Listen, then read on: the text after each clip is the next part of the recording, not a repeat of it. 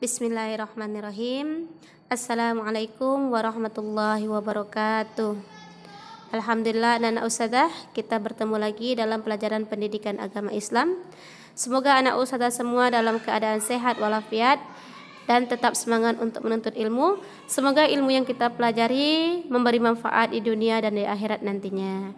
Baik anak-anak ustadzah, pada pertemuan sebelumnya kita sudah membahas tentang kisah Nabi Zakaria alaihissalam. Telah kita ketahui bahwa Allah telah mengabulkan doa Nabi Zakaria alaihissalam, yaitu beliau akan dianugerahi seorang putra yang langsung diberi nama oleh Allah, yaitu Nabi Yahya. Baik anak-anak ustadzah, pada kesempatan ini kita akan mempelajari tentang kisah Nabi Yahya alaihissalam. Nabi Yahya alaihissalam dilahirkan dengan kelebihan-kelebihan oleh Allah Subhanahu wa taala. Dalam Al-Qur'an Allah telah berfirman, "Dan rasa belas kasihan yang mendalam dari sisi kami dan kesucian, dan ia adalah seorang yang bertakwa." Dalam ayat lain Allah juga berfirman, "Dan seorang yang berbakti kepada kedua orang tuanya, dan bukanlah ia orang yang sombong lagi durhaka."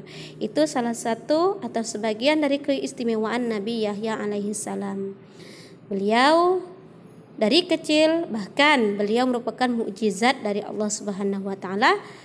Allah membuktikan seorang yang mandul, seorang yang sudah tua bisa memiliki anak. Itu juga merupakan kuasa Allah Subhanahu wa taala, merupakan mukjizat bagi Nabi Zakaria alaihissalam di usia senja bisa memiliki seorang anak. Nabi Yahya alaihissalam memiliki kelebihan-kelebihan, di antaranya apa?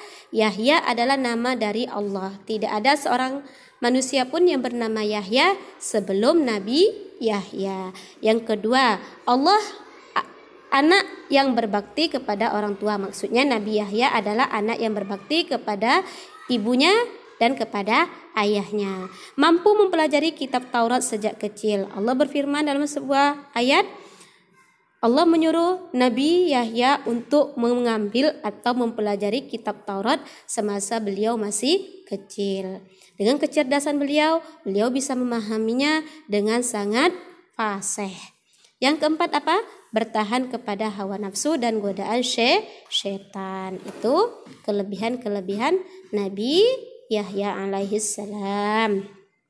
Selanjutnya beliau merupakan pemimpin yang soleh. Beliau memiliki kecerdasan yang tinggi dan juga beliau memiliki sifat kasih sayang kepada semua makhluk.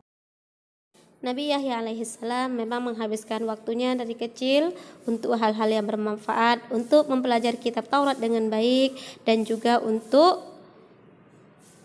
beribadah kepada Allah Subhanahu wa taala. Nabi Yahya alaihissalam membersamai dakwah ayahnya Nabi Zakaria alaihissalam. Mereka mengajak Bani Israel untuk menyembah Allah, kembali kepada ajaran yang benar. Karena kepiawaian beliau dan kecerdasan beliau dan kebaikan akhlak beliau, maka siapapun yang mendengar ajakan beliau, mereka tertarik dan bertaubat kepada Allah. Salah satu cara yang Nabi Yahya lakukan adalah bagi mereka yang bertaubat akan dimandikan di sebuah sungai di Jordania, atau disebut dengan pembaptisan. Pada waktu itu Palestina juga dipimpin oleh seorang raja yang zalim, yaitu Herodus, raja yang menindas rakyatnya dengan upeti atau pajak yang sangat tinggi. Dan salah satu perbuatan keji beliau adalah rencana Herodus untuk menikahi anak tirinya. Ini adalah ajaran yang tidak dibenarkan dalam ajaran Allah. Pada waktu itu dalam ajaran kitab Taurat. Hingga Nabi Yahya alaihissalam dan Nabi Zakaria alaihissalam berusaha untuk menghalangi pernikahan tersebut. Pada suatu hari Nabi Yahya alaihissalam bersama dengan pengikutnya, mereka bermusyawarah bagaimana caranya untuk menggagalkan pernikahan si raja tersebut. Berita tersebut didengar langsung oleh Herodia. Maka Herodia mendatangi Nabi Yahya alaihissalam. Dia meminta Nabi Yahya alaihissalam membatalkan rencananya untuk menghalangi pernikahan Herodia dan si raja. Tapi Nabi Yahya alaihissalam tetap pada pendiriannya bahwa itu adalah tidak dibolehkan dalam ajaran agama Allah, tidak dibolehkan dalam Taurat. Nabi Yahya alaihissalam berdoa kepada Allah semoga rencana tersebut dibatalkan dan sang raja pun mendapat hidayah. Tetapi apa yang terjadi? Si Herodia datang menemui Raja Herodus. Dia menyampaikan bahwa yang menghalangi pernikahan mereka selama ini adalah Nabi Yahya alaihissalam dan Nabi Zakaria alaihissalam. Si Raja Herodus diminta oleh Herodia untuk membunuh Nabi Yahya alaihissalam dan menghadiahkannya kepala Nabi Yahya sebagai mahar pernikahan mereka. Karena cinta buta dan cinta terlarang antara ayah tiri dan anak tiri ini, Raja Herodus memerintahkan pasukannya untuk menangkap Nabi Zakaria alaihissalam. Maka berangkatlah pasukan Raja Herodus untuk menangkap Nabi Yahya alaihissalam ketika Nabi Yahya sedang beribadah kepada Allah Subhanahu wa taala. Nabi Yahya berusaha menjelaskan bahwa perbuatan tersebut tidak dibenarkan dalam ajaran agama Allah. Tetapi mereka tidak mau tahu, mereka tetap menangkap Nabi Yahya dan membawa Nabi Yahya alaihissalam ke hadapan Raja Herodus dan Herodia. Pada waktu itu Nabi Yahya alaihissalam tetap menjelaskan bahwa perbuatan Raja Herodus dan anak tirinya itu tidak dibenarkan dalam ajaran agama Allah. Tapi Raja tetap tidak mau menerima apapun itu yang disampaikan oleh Nabi Yahya. Herodus memerintahkan Nabi Yahya untuk dibunuh di tempat tersebut. Maka terbunuhlah Nabi Yahya alaihissalam di hadapan pasukan Herodus dan Herodia.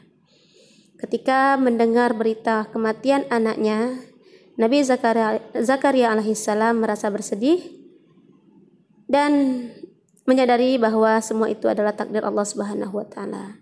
Nabi Yahya meninggal di usianya yang sangat muda, yaitu di usia 30 tahun. Setelahnya Herodus memerintahkan pasukannya untuk menangkap Nabi Zakaria alaihissalam. Mengetahui hal tersebut, para pengikut Nabi Zakaria meminta Nabi Zakaria alaihissalam untuk bersembunyi. Tetapi apalah daya, Nabi Zakaria mengetahui bahwa dia telah dikepung oleh pasukan Herodus. Nabi Zakaria berusaha untuk bersembunyi di sebuah pohon yang besar, dan dengan kuasa Allah Subhanahu wa taala pohon tersebut terbelah dan Nabi Zakaria alaihissalam bersembunyi di dalamnya. Ketika pasukan Herodus datang ke tempat di dekat Masjidil Aqsa, mereka tidak menemukan Nabi Zakaria alaihissalam, tetapi dengan bisikan syaitan laknatullah mereka mengetahui di mana Nabi Zakaria alaihissalam bersembunyi. Dengan kejinya mereka menebang pohon tersebut untuk membunuh Nabi Zakaria alaihissalam. Maka terbunuhlah Nabi Zakaria alaihissalam setelah kematian anaknya Nabi Yahya alaihissalam. Begitu banyak pelajaran yang dapat kita ambil dari kisah Nabi Zakaria dan Nabi Yahya alaihissalam. Salah satunya kesabaran mereka berdua dalam berdakwah, kesabaran mereka dalam mengajak kepada ajaran yang benar, dan kegigihan dan keberanian mereka dalam menjaga ajaran Allah. Mereka berani untuk menegakkan kebenaran meskipun taruhannya adalah nyawa mereka berdua. Demikian anak-anak ustazah kisah tentang Nabi Yahya alaihissalam dan juga tentang kisah kematian ayahnya Nabi Zakaria alaihissalam. Wassalamualaikum warahmatullahi wabarakatuh.